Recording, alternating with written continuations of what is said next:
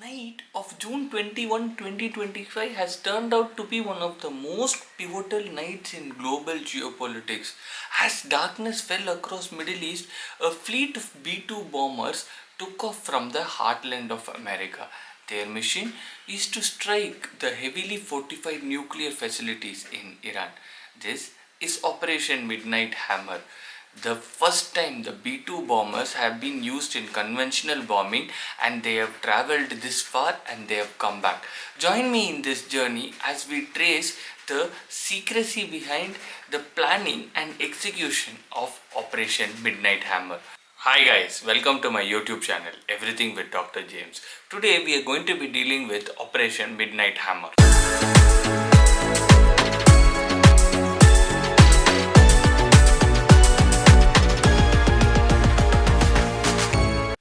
To understand Operation Midnight Hammer, we need to know what happened in the last few months or years between USA, its allies and Iran. The years of diplomatic talk, economic sanctions and peaceful talks between Iran and USA have failed to stop Iran from expanding its nuclear capabilities. Be it the underground nuclear facility of Fordow, where they are rapidly expanding, or the centrifuge cascades of the Natanz airbase, they have not stopped producing the nuclear fuel. They have reached a point such that they were about to reach the breakout capability, which is the capability where they can rapidly produce nuclear weapons. So this called for a decisive action. There has been lot of rounds of peaceful talk between USA and Iran.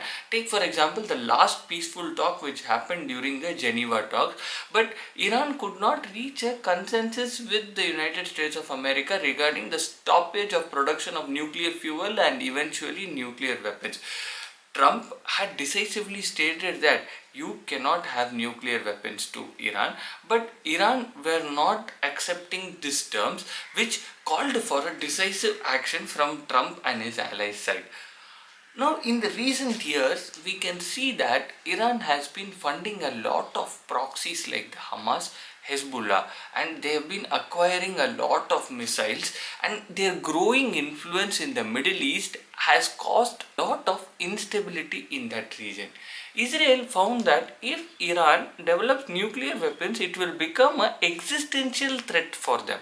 So they wanted to stop Iran from producing these nuclear weapons. As in the recent days we could see Israel attacking Iran and them back to Israel. This actually called for the stoppage of development of nuclear weapons by Iran. Operation Midnight Hammer was a monumental undertaking. It required meticulous planning and execution, and it was shrouded in secrecy. Now first coming to the bomber which was used, the B-2 bomber. The B-2 bomber is the pinnacle of air power. It has a unique flying wing design, designed like a falcon. It has a capability to fly in a low observation area, and it can travel long distances without needing refuel, with carrying heavy payloads, making it ideal for such an operation. Another unique feature is it cannot be detected by radar, and this stealthiness adds to the importance of these bombers. The cost of making each of these B-2 bombers is around $2 billion. The primary objective of this Operation Midnight Hammer was to destroy the nuclear facilities of Fordow, Natanz and Isfahan. They were not aiming for any regime change or anything. They wanted to just cripple Iran's nuclear capability such that they will not be able to produce nuclear weapons in the near future. This operation has taken months of planning and weeks of preparation. This was shrouded in secrecy. Only the top officials in Washington knew about the operation, and Trump's public musing of Iran was just a very tactical scenario to just throw Iran off guard. The execution of Operation Midnight Hammer is a symphony of precision, stealth and deception.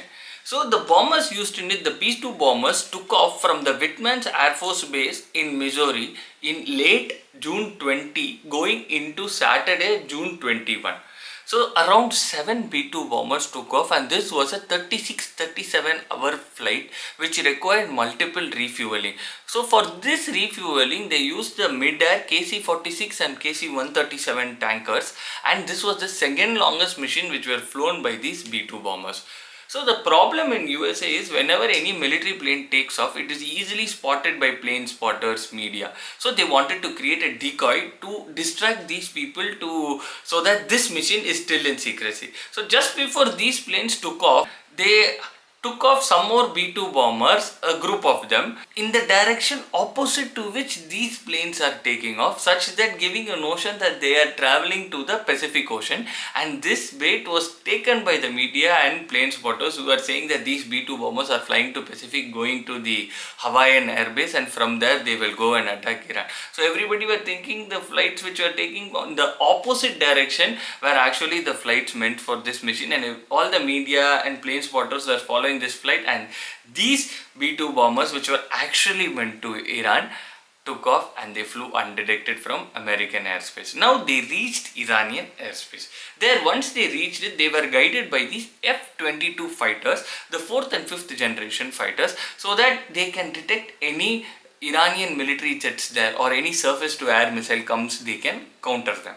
Just before they could execute their mission, 2 dozen Tomahawk missiles was fired from a USA submarine, such that they will go and attack the Isfahan nuclear facility just to create a distraction for the Iranians.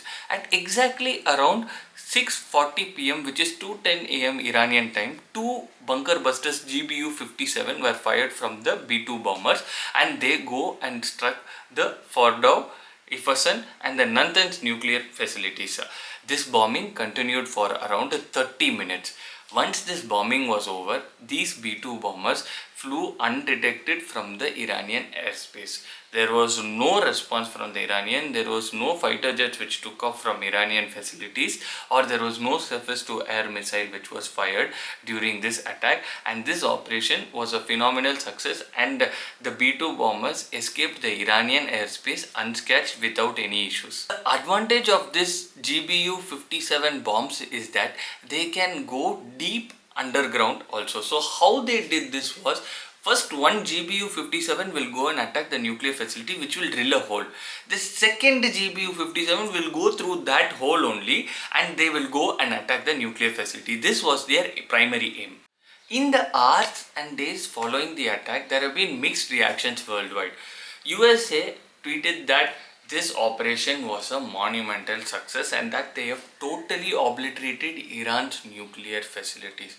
Iranian media, on the other hand, downplayed the incident, saying that there has been only superficial damage and the damages claimed by US have not happened, but they vowed retaliation. Coming to the global reaction, the main countries which are supporting US have supported this operation, saying that this is a step forward in non-proliferation, an unstable regime cannot have nuclear weapons. And the countries which are not supporting US, they have told that like, you are attacking the sovereignty of a nation, this is against the UN protocols, and they have condemned USA in these attacks. This Operation Midnight Hammer has far-reaching strategic implications. The first thing is, this unprecedented and stealthiness of the B-2 bombers has amazed the world. Imagine carrying 30,000 pound bunker buster bombs across thousands of kilometers undetected, dropping and coming back undetected also. This has proven USA's long-range missile carrying ability, and it has changed the way in which military operations are perceived for the future. Now, seeing these countries can now side with USA for security reassurances, and some countries might side with Iran also, seeing USA's missile carrying abilities. But the most important point in this is, the countries which are aspiring to have nuclear weapons will now be scared, thinking that if they develop nuclear weapons against the wishes of the world, these missiles can come and destroy their nuclear facilities. The third point is how Iran is going to perceive it. So USA has said that their operation had only limited objectives, they do not have any intention of regime change. Their thing is, Iran should not have any nuclear weapons in their hand. But if Iran thinks that this is an existential threat for them, they will retaliate in unimaginable ways.